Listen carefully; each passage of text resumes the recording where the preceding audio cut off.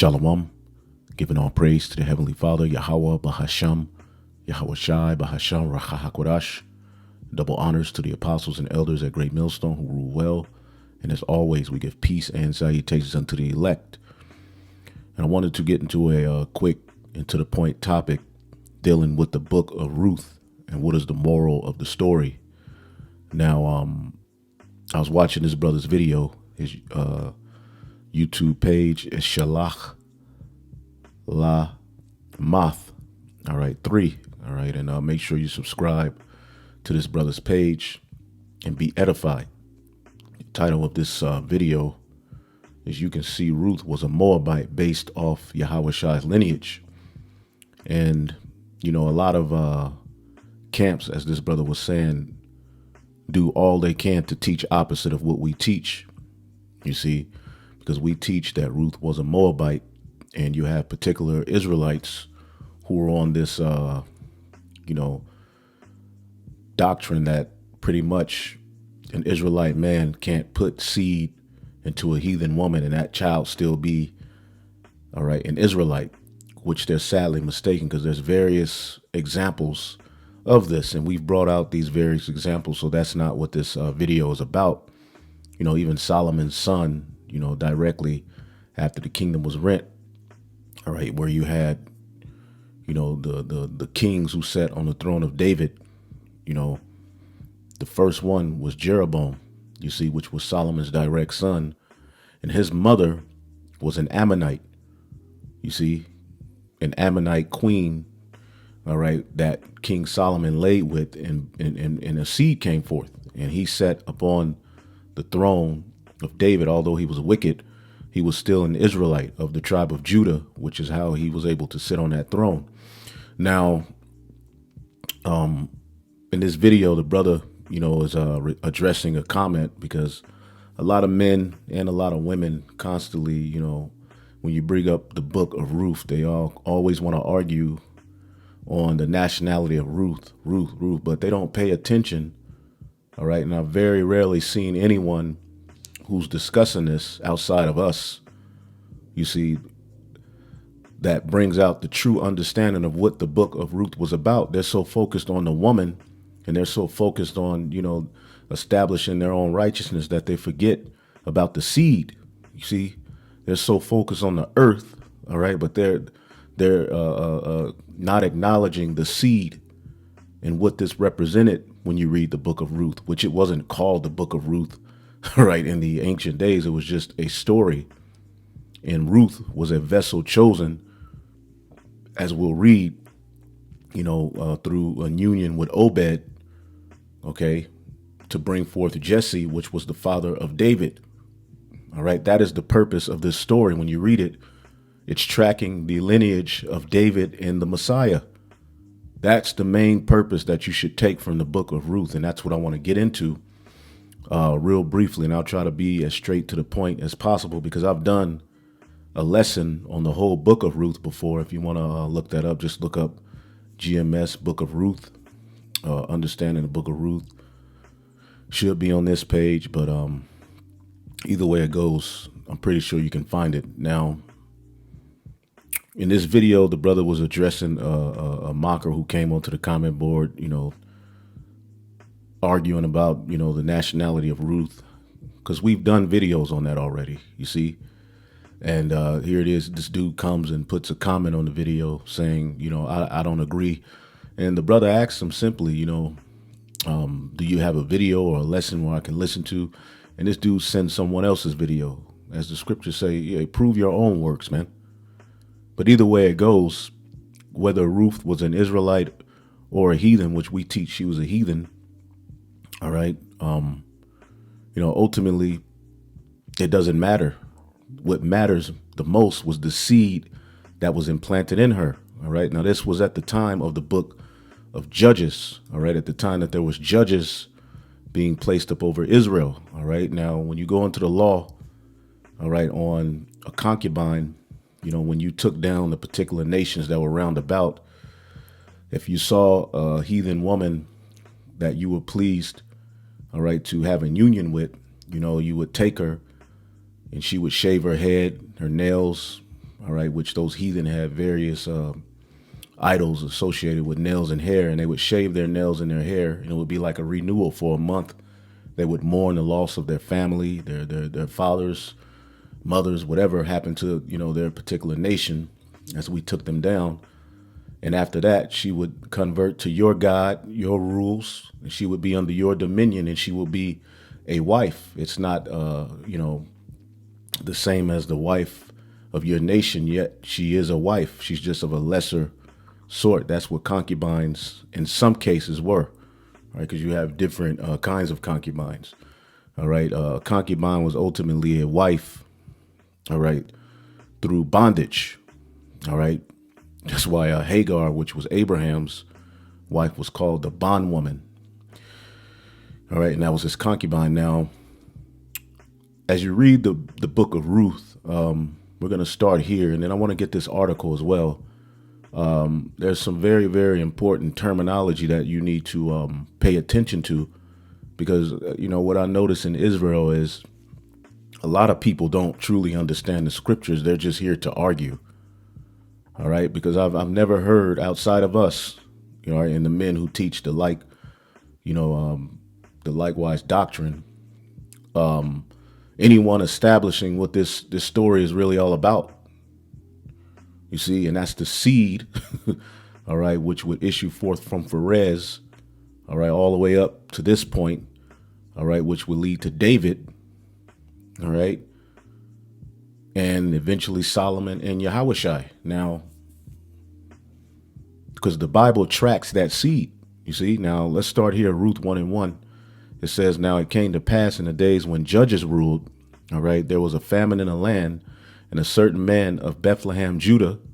You see, and the reason it says Bethlehem, Judah, because there's two Bethlehems, all right? There's one in the region of the land that was given to Zebulun, and then there's one, all right, closer to Jerusalem, all right, which was the city of David, where David was born, where the Messiah was born, all right, and so forth, all right? Now, there's a land, all right, attached to this, all right? So it says, it said a certain man of Bethlehem, Judah, all right, went to sojourn in the country of Moab, he and his wife and his two sons. Now, his wife was Naomi. It was a famine in the land of Canaan, which is the land of Israel, basically. So they went ultimately to the country of Moab, okay? And as you read verse 2, it says, and the name of the man was Elimelech, all right, Elimelech, all right? I believe that the meaning of that is the power of the king. Let me just get that for you. My God is king. My power is king. All right. Aliyah Malak. All right. Now, that was the brother's name. All right. And he's, all right, of that lineage of Perez. All right. And we'll show you who Perez is in just a minute. All right. When I tie it all together, because I'm guarantee you the most or the majority of the men and women who make these arguments and come onto these videos crying and, trying to establish that they don't know these basics. All right. We here at Great Millstone. All right. You have to understand the scriptures, man. All right. Which ultimately, once you understand the scriptures, you get out of your emotions, man. All right. It says the name of the man was Aliyah Malak, and the name of his wife was Naomi, and the name of his two sons, Mahlon, all right, and Leon, all right, Ephrathites of Bethlehem, Judah. Now, when you see this word, this term, Ephrathite, okay, that is a very important terminology, okay, that you should be well aware of, all right? Now, the Hebrew word is Afrathya, all right? It says fruitfulness, ashiness, all right? And you can see the name of that. As a matter of fact, let me just go to the root word, which is aprath, okay? Heap, place of fruitfulness, all right? And this is ultimately the city of David. This is where Yahushai was born. This is where David was born, all right? Now, as you keep reading, it says a place near Bethel, where Rachel died and was buried. But as we read down, okay, you'll see that term Ephrath, right? You'll see it mentioned here. But let's get the we'll get this in Psalms 132, and then we'll get Micah real quick. This is Psalms 132. Let's see here. And 1, a song of degrees. All right, this is David. Remember, Yahweh, remember David and all his afflictions, how he sware unto the Lord and vowed unto the mighty God of Jacob. Surely I will not come into the tabernacle of my house, neither will I go up into my bed. I will not give sleep to mine eyes or slumber mine eyelids until I find out a place for the Lord, for Yahweh, all right, which that's Jerusalem, all right, a habitation for the mighty God of Jacob. Lo, we heard of it at Ephrath. See that? We found it in the fields of the woods. You see? Now, as you read down, what does it say here? Just to shorten, for the sake of time. Verse 11, the Lord hath sworn in truth unto David, he will not turn from it. Of the fruit of thy body, you see, will I set up thy throne. And if thy children will keep my covenant and my testimony that I shall teach them, their children shall also sit upon thy throne forevermore, which is the throne of David. And Yahweh Shai is going to sit on that throne, you see. And for the Lord hath chosen Zion, he hath desired it for his habitation, which Zion or Sion, all right, is ultimately Bethlehem, where the temple set, you see. And that's what we would rule out of. It said, this is my rest forever. Here will I dwell, for I have desired it. All right, so this is a particular land. As you read up, it says, we have heard it at Ephrath. All right, now as you let's go back. Let's get the prophecy here in Micah, the 5th chapter and the 2nd verse. All right, as you men are so focused on the earth and want to argue, you miss out the whole story of that seed, which would eventually lead to our salvation, which is Yahushai, you see, who was the offspring of the lineage of David. Micah 5:2. But thou, Bethlehem, all right, Ephratah, all right, though thou be little among the thousands of Judah, yet out of thee shall come forth unto me that is to be ruler in Israel, which is Yahushai, whose goings forth have been from old and from everlasting. All right, because he didn't just pop up in the New Testament. All right, he's been spoken of and prophesied about. All right, all throughout the law, the prophets, the Psalms, various scriptures. All right, prophesy of his coming. You see, but this is speaking of the Messiah. But as you can see, that landmass is tied to it, Ephratah. You see. Now, as we go back to the book of Ruth, you see, you have to understand this story, because within this story, all right, Ali Malak, Salakia is giving me hell with this. Let me reload it. Ali Malak, as you read it, he died, you see, and Aliyamalak, in verse 3, Naomi's husband died, and she was left and her 2 sons. All right. And they took them wives of the women of Moab. All right. The name of one was Oprah. All right. Oprah is Orpah. All right. And it says, and the name of the other Ruth. And they dwelled there about 10 years. All right. And Malhan and Shilion died. You see, now, the focus of this story should be that landmass, because it belonged to Aliyamalak, but he passed away. Then his 2 sons inherited it, right? And they passed away. You see? Now, as you read the story, Ruth was basically taken in by Naomi, all right? And you read the rest of the story. Now, what's the importance of this story as we continue reading in this story? Let's type in Boaz, all right? Boaz, all right? Ruth chapter 2 and 1. And Naomi had a kinsman of her husband's, You see, a mighty man of wealth in the family of Aliyamalak, and his name was Boaz. You see? So as you continue reading this story, what you'll find out is that Boaz, okay, acted as a kinsman redeemer to buy back that land, all right, and he laid with Ruth, all right, to bring forth Obed, which would eventually bring forth Jesse, which would eventually bring forth David. Now let's look up the name Boaz, because like I say, you all are so focused on the earth, on the woman, because of course woman worship and, whatever other, ulterior motives you have. Because, when we bring these things out, you all say that we bring this out and say she's a Moabite because we have heathen wives. Like, come on, bro. The Hebrew word is Boaz, which means fleetness. It says ancestor of David, kinsman redeemer to Ruth, daughter-in-law of Naomi.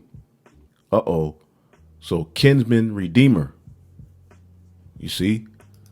So this story could have easily been titled The Book of Boaz because of the law that he fulfilled, all right, in inheriting the rights to that land, all right, along with taking Ruth to be his wife and implanting a seed in her.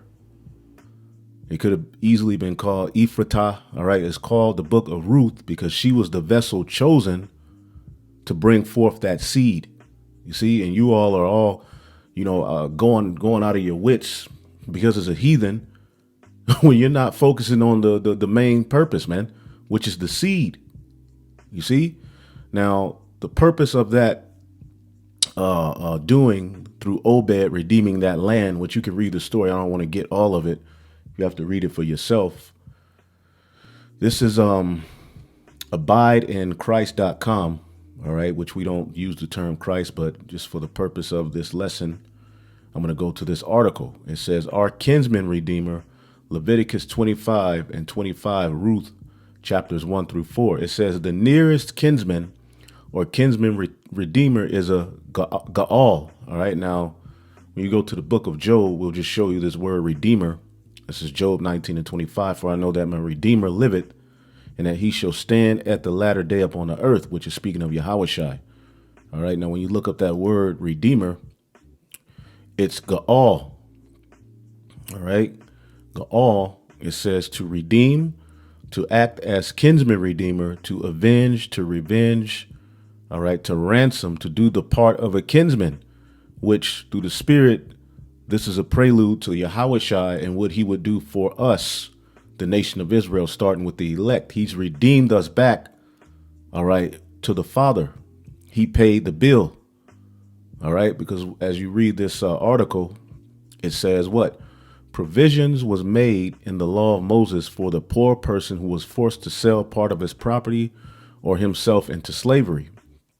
All right. It says the nearest of kin could step in and buy back what his relative was forced to sell. Now, in the purpose or in the case of the book of Ruth, all right, this was the purpose of Boaz. All right. As you read here, read it again. Ruth 2 and 1. And Naomi had a kinsman of her husband's. All right. Now, who was her husband? Aliyamalak. All right. A mighty man of wealth of the family of Aliyamalak, and his name was Boaz. You see, now let's get the book of Ruth 4 and 4. See, to show you this, how he fulfilled this law. Ruth 4 and 4. Let's see here. Because there was a controversy over who would be a heir to that land. Now, there was a man before Boaz, all right, who was first in line. But as you read the story, he couldn't take on that land because it came with Ruth. And he said that would ruin my inheritance. Ultimately, he basically probably had a household. All right, he may have had another wife or just wanted one wife and knew that if he took on Ruth, it would ruin his household. So he didn't take Ruth. So that's where Boaz comes in. Now, verse 3 says, "And he said unto the kinsman Naomi, that is come again out of the country of Moab, selleth a parcel of land, which was our brother Elimelech, all right, or Aliamalek. And I thought to advertise thee, saying, buy it before the inhabitants and before the elders of my people, if thou wilt redeem it." All right, redeem it. But if thou wilt not redeem it, then tell me that I may know it, for there is none to redeem it besides thee, and I am after thee. And he said, I will redeem it. All right. Then said Boaz, what day thou buyest the field of the hand of Naomi, thou must buy it also Ruth the Moabitess. All right, the wife of the dead, because Aliamalek's sons died, and one of his sons were married to Ruth. All right, so she became a widow, to raise up the name of the dead upon his inheritance. And the kinsman said, I cannot redeem it for myself, lest I mar mine own inheritance. All right, redeem thou my right to thyself, for I cannot redeem it. See, once he knew Ruth came with the deal, he said, I'm not going to redeem it. You see, now this was the manner in former time in Israel concerning redeeming and concerning changing, for to confirm all things. A man plucked off his shoe and gave it to his neighbor, and this was a testimony in Israel. Therefore the kinsman said unto Boaz, buy it for thee. So he drew off his shoe. And Boaz said unto the elders, unto all the people, ye are witnesses this day that I have bought all that was Aliamalek's, and all that was Chilion and Mahlon's, all right, of the hand of Naomi, all right, her two sons that passed away as well as Aliamalek. You see, moreover, Ruth the Moabitess, the wife of Mahlon, have I purchased to be my wife. You see, and that's proof she was a heathen as well, but we'll get to that in another time. It says to raise up the name of the dead upon his inheritance, that the name of the dead be not cut off from among his brethren, and from the gate of his place ye are witnesses this day. So it was forwarded through what? Boaz. Not only did he take the land, he took Ruth. And as you read the story, let's keep reading. It says, and all the people that were in the gate and the elders said, we are witnesses. All right, Yahweh make the woman that is come into thine house like Rachel and like Leah. See, which two did build the house of Yasharallah, and do thou worthily in Ephratah, and be famous in Bethlehem. You see that?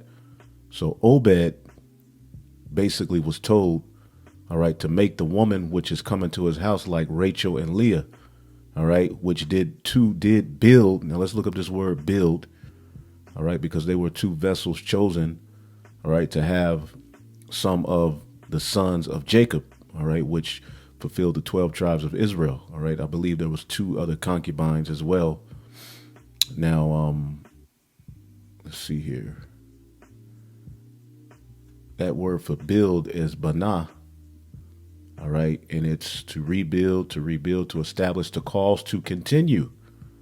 You see, so what was continued here in the book of Ruth? All right, let's see. What would Ruth be used to continue? All right, what seed was implanted in her? All right, let's just look. All right, not only was the land, all right, redeemed, all right, but also that lineage of the Messiah. Let's read the very next verse. And let thy house be like the house of Pharez, who Tamar bare unto Judah, of the seed which Yahweh shall give thee of this young woman. See, that's the importance of this whole thing. The seed which Yahweh, all right, give to thee of this young woman. All right. See, he was older than her. Now, if you read, who is Pharez? All right, let's get to Pharez. All right, the Hebrew word is paratazah. Pharez, when you read Genesis, the 38th chapter, Judah. All right, as you read it, he lay with Tamar. All right, as she played the harlot, as he went out looking for a harlot, and he laid with her. and she had two children. All right, Zerah and Pharez. Now, when you read it, it says breach. That's his name, meaning. All right, twin son of Zerah. All right, of Judah by Tamar, an ancestor of the two families of Judah, the Hezronites and the Hamulites. From the Hezronites came the royal line of David and the Messiah, Yahushai. All right, well, let's go back here. Okay, so she's likened unto Tamar. Okay, and she's likened unto Rachel and Leah. All right, because they were vessels chosen to what? Have a seed implanted into them to bring forth some very important figures for our nation. All right, now let's read this again. And let thy house, verse 12, Ruth 4 and 12, and let thy house be like the house of Pharez, whom Tamar bare unto Judah, of the seed which Yahweh shall give thee of this young woman. And it gives you Matthew 1, 2 through 6. All right, Matthew 1 and 1. The book of the generation of Yahushua, the son of David, the son of Abraham. Abraham begot Isaac, Isaac begot Jacob, and Jacob begot Judas of his brethren. All right, which is Judah. All right, one of the 12 tribes of Israel, Judah, which the Messiah would come out of. All right, David would come.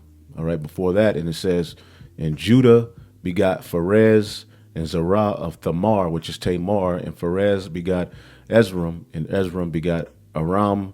And as you go all the way down, right here, let's go here, and Salmon begot Boaz of Rechab, all right, which was a harlot, I believe. And Boaz begot Obed of Ruth, and Obed begot Jesse, and Jesse begot David the king, and David the king begot Solomon, all right, of her that had been the wife of Uriah, all right, Bathsheba. And as you go down, it goes all the way up, to basically, and Jacob begot Joseph, which was the husband of Mary, of whom was born Yahushai, who was called the Messiah. All right, these are the generations, all right, which led to the Messiah, showing you he had a father. His father was of the loins and lineage of David, all right, Boaz, before that, Jesse before that as well. Now, as you keep reading down in this chapter, it says, so Boaz took Ruth, and she was his wife, and when he went in unto her, the Lord gave her conception. She conceived a seed, just like Mary conceived a seed, and she bare a son. All right. And it says, and the women said unto Naomi, blessed be Yahweh, which have not left thee this day without a kinsman, that his name may be famous in Israel. And he shall be unto thee a restorer of thy life, and a nourisher of thine own age, for thy daughter-in-law, which loveth thee, which is better to thee than 7 sons, have borne him. So what is the purpose of the book of Ruth? Ultimately, Boaz was that kinsman redeemer who came to save the day. All right. And ultimately, not only did he redeem that land, which was Bethlehem, all right, he redeemed that seed line, which would lead to the Messiah being born. And as you can see it here, it says the line of David began here. See, and Naomi took the child and laid it in her bosom and began to nurse, all right, and became nurse unto it. And the women, her neighbors, gave it a name, saying, there is a son born to Naomi, and they called his name Obed. He is the father of Jesse, the father of David. All right, and that's very important. All right, and it says, now these are the generations of Pharez, but Pharez begot Hezron. All right, and it goes all the way up. Pharez led to what? Boaz, then Obed, then Jesse, then David. All right, and when you go to Ruth, the root of Jesse, Isaiah 11 and 10, in that day there shall be a root of Jesse, which ultimately is the father of David, which, speaking of Yahushai, which shall stand for an ensign to the people. And to it shall the Gentiles seek, and his rest shall be glorious. And when you read this chapter, the Gentiles are speaking of the outcasts of Israel, all right, who have been scattered, all right, Israel and Judah, who have been scattered throughout the four corners of the earth. All right, now going back to this article, just to read a little bit more here, it says the nearest kinsman or kinsman redeemer is a Gaal. The word means to redeem, to receive, or to buy back. Provision was made in the law of Moses for a poor person who was forced to sell his part of property or himself into slavery. His nearest of kin could step in and buy back what his relative was forced to sell. All right, and that's Leviticus 25 and 48. We can get that real quick. Leviticus 25 and 48. And after that he is sold, he may be redeemed again. One of his brother may redeem him. All right. You can read this whole chapter to get a grip on everything. And I'll put this article in the description box, and Lord willing, you can read it if you want to ultimately get more understanding. It says the kinsman redeemer was a rich benefactor, all right, or a person who frees the debtor by paying the ransom price. Now we know Yahushua would do this for the elect, all right, as he offered himself up as a sacrifice for our sins. He basically paid the bill. You see, that's why he is called the Redeemer, all right. But in this case, the rich kinsman was ultimately Obed. He was a man of, or Boaz, I should say. He was a man of wealth. Now, it said, if a fellow countryman of yours becomes so poor he has to sell his property, then his nearest kinsman is to come and buy back what his relative has sold. All right. The nearest of kin had the responsibility of redeeming his kinsman's lost opportunities. If a person was forced into slavery, his redeemer purchased his freedom. And this is what Yahushua did for us overall. You see, when debt threatened to overwhelm him, the kinsman stepped in to redeem his homestead and let the family live. All right. If a family member died without an heir, the kinsman gave his name by marrying the widow and rearing a son to hand down his name. All right. And that's Deuteronomy 25 and 5. All right. Genesis 38 and 8, and Ruth chapters 3 through 4. All right. It says, when death came at the hands of another man, the Redeemer acted as an avenger of blood and pursued the killer. All right. And that's what Yahushua is going to do for us as well, as the kinsman redeemer. You see, it says Gaal was used of things consecrated to God, Leviticus 27, 13 through 31, as of God as redeeming man. And it goes into those scriptures. And I'll put this in the description box so you can read it to yourself. It said the right of redemption and the office belonged to the nearest kinsman or near kin, near relative. All right. It says Yahweh is the great kinsman of his people. Where their liberty was lost in Egypt, he rescued them from bondage. And how did he rescue them? Via that angel. You see that was on that chariot, which is Yahushua. All right. And that's how he redeemed with his stretched out arm, his right hand, which is Yahushua. All right.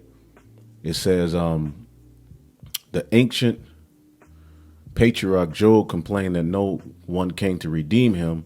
His faith is seen reaching out and proclaiming that Yahweh will provide his Gaal, which is Yahushua. He speaks of that as we read earlier. All right.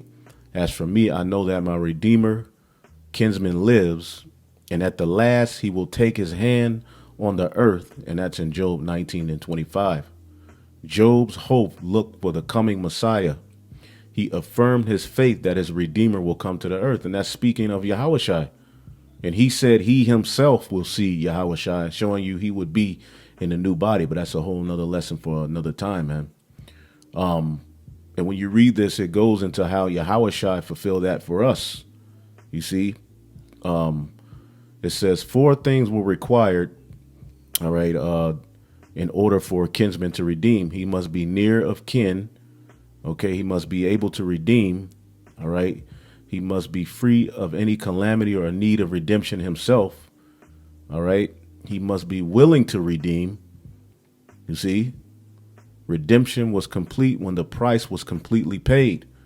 All right. And Yahweh Shai fulfilled all of these with his sacrifice. And he is, all right, our kin.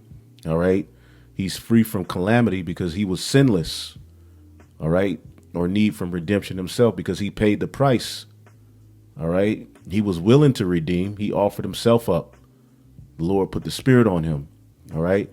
It says, Yahweh Shai is my Gaal. All right. Now, this is, of course, a Christian website, but this is speaking actually for us as Israelites. You see, he's our nearest kinsman. All right. It says, for what the law could not do, weak as it is, was through the flesh, God did send in his own son in the likeness of sinful flesh. I guess he had the mark of the beast. And as an offering for sin, he condemned sin in the flesh. All right. It said Yahweh Shai has the power to redeem. All right. It gives you the scriptures. He was willing to redeem. He gave himself. All right. Yahweh Shai has paid the price in full. All right. It says our redemption is precious. All right. And you can read this article so that you can understand the importance of the book of Ruth and the importance of Obed. You see, a lot of you want to make these constant arguments about the nationality of Ruth, but you're not really fully understanding what this book, all right, fully means for us as Israelites. All right. It brought forth it continued that line in which the Messiah would be, brought through. So the water Yahweh Bashim Shai, all right, for Obed, who laid with Ruth. The water Yahweh Bashim Shai for Ruth. All right. Within this story, which that egg which was in her nourished the seed. She conceived the seed and brought forth Obed, which got Jesse, all right, and which got David, begat, all right, meaning they had a seed, all right. So this is very important, man, and we should know this. This is Galatians 4 and 5. 4 and 4 rather. But when the fullness of time was come, God sent forth his son, made of a woman, made under the law. Yahweh Shah was made under the law, which means he was the seed, all right, of a man. All right. That's why I made it a point to tell you his father was from the loins and lineage of David. All right. Going back to Pharez. All right. The Hezronites. Look it up. To redeem them that were under the law, that we might receive the adoption of sons. All right. So this was just a foreshadowing of what Yahweh Shai would do for us, man. That was a blessing what Boaz did. You see? Now, if the book was called the Book of Boaz, you wouldn't hear too many men really arguing, that she was an Israelite and this and that. All right. But because it's called the Book of Ruth and you want to, put women on a pedestal and all of these things, what she was, like Mary, it said Mary was highly, esteemed, above other women, for she was the one chosen to bring forth the seed of Joseph, which was Yahweh Shai. Well, Ruth in that situation was the one highly esteemed. All right. It's that simple, man. She was just a vessel chosen to bring forth that seed. But the importance of it all was, all right, that land, which was Aliyah Malak's, all right, and that descendant, Boaz, who had the riches and acted as kinsman redeemer, all right, and brought forth seed through Ruth, point blank, period. Now that word redeem here in Galatians, all right, is Salakia. Up real quick. To redeem them that were under the law. Who was under the law? The Israelites. All right. And basically through the flesh, we couldn't fill the bill, man. We were in debt. So Yahweh Shai paid the bill, man, and redeemed us. Strong's G 1805. Exagarazo. All right. It says to redeem by payment of a price, to recover from the power of another, to of ransom, to buy off. All right. metaphorically of the Messiah freeing the elect from the dominion of the Mosaic law at the price of his voracious death. You see? So now we have a grace period, which is going to usher us into that new covenant, which those laws will be written in our inward parts. Not that the law was done away with. We're just free from the punishment of trying to keep that law perfectly. And the water Yahweh Ba'Hashem Yahushai for that. All right. But if Boaz hadn't have did what he did, you see, we wouldn't have the Messiah. You see? So let's give a round of applause for Boaz, man. Call halal Yahweh Ba'Hashem Yahushai, man. You see? So I'm going to leave it there. Oh, and also this word adoption, to receive the adoption of sons. Strong's G 5206. We are Thesia. We are Thesia. Okay, adoption as sons, that relationship which the Most High was pleased to establish between himself and the Israelites in preference to all nations, man. So I just wanted to go through that, man. I mean, of course, there's a lot more, dealing with the Redeemer and how Yahweh Shai ties to it. But I just wanted to tap into that. This is Romans chapter 9, verses 3. For I could wish that myself were accursed from Hamashiach, for my brethren, my kinsmen according to the flesh, all right, who are Israelites, to whom pertaineth the adoption and the glory and the covenants and the giving of the law and the service of God and the promises, whose are the fathers, and of whom as concerning the flesh Hamashiach came, who is over all, God bless forever. Amen. You see, he is the kinsman redeemer. All right. Not only does he have the ability, all right, to redeem, he's willing to redeem. All right. He will redeem. All right. His people back to the Most High. All right. And we will go back to that land which was promised to Abraham, Isaac, and Jacob, and rule forever and ever and ever under that order when he returns. All right. So I'm going to leave it there. Hopefully I will edify, giving all praise to Yahweh Ba'Hashem Yahushai, Ba'Hashem Rachakwadash, double honors to the apostles and elders of Great Millstone. Peace and salutation to the elect. Shalom.